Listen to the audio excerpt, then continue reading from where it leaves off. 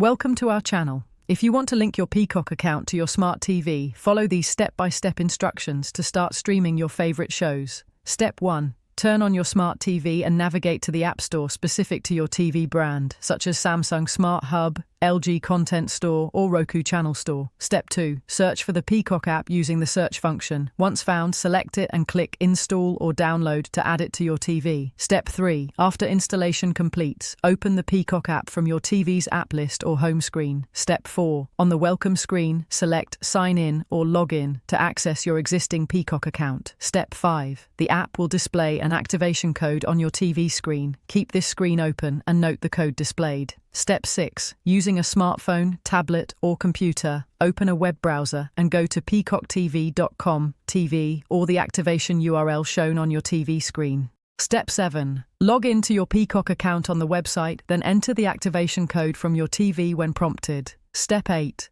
After entering the code, your smart TV will automatically refresh and link to your Peacock account, allowing you to start streaming immediately. Don't forget to like this video and subscribe to our channel.